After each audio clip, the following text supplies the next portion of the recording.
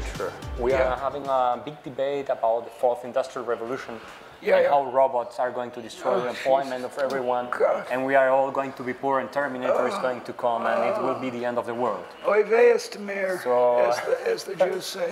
What do you make of these arguments and minimum, guaranteed minimum, what is it, income or equal income? Or I'm not so against guaranteed minimum income.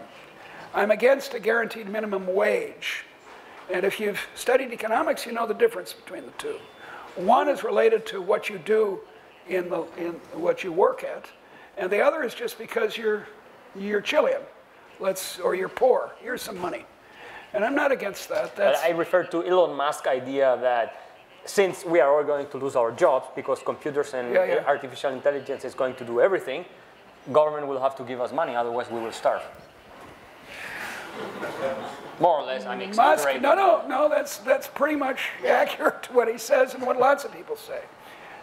Milton Friedman, by the way, had nothing to do with the Chilean Revolution, nothing at all. Was once the first time he went to China was in 1988. My friend Steve Chung was his host, and he went to a building site. And they were digging a big hole. And Milton said, why don't you have steam shovels? They call them in English, you know, scoops, to big steam shovels. And the guy from the Communist Party said, oh, well, but this means since we only have shovels here, just ordinary shovels, that means everyone's employed. And Milton said, oh, okay. I got a suggestion. Take their shovels away and give them teaspoons. Teaspoons. Then there'll be even more jobs. You can employ the entire population of China digging this one hole.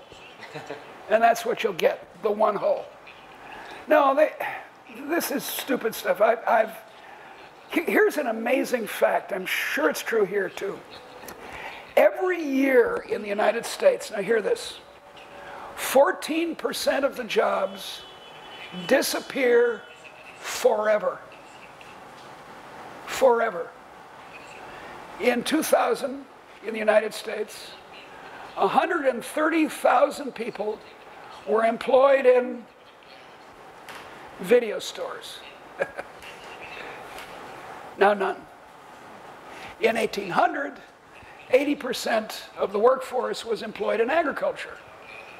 Now it's 2%, out of which we get, now hear this, 200 times more food and fuel than in 1800.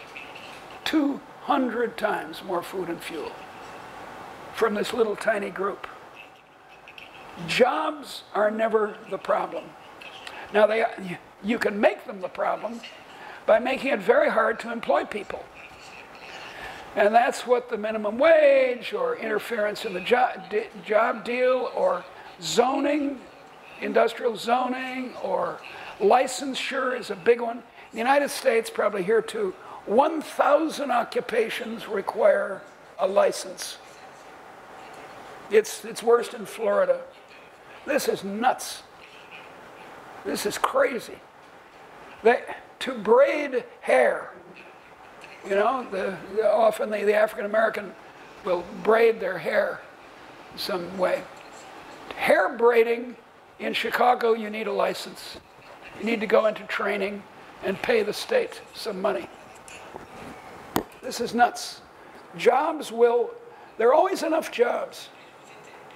If people are very poor, you can have someone at that door opening the door.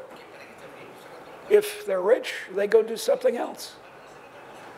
I have an article again in Reason magazine, which all of you should subscribe to, on this matter of technological unemployment, which economists have been worrying about since David Ricardo.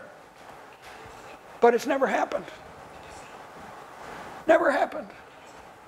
Locally, it happens. Obviously, if a factory closes in Valparaiso, those people are out of a job. But for the most part, they find others.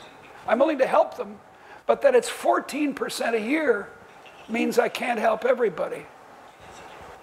If it were true, what people assume is that when you lose your job, that's it. You're never going to get another job again. Very soon, we'd all be unemployed. Right.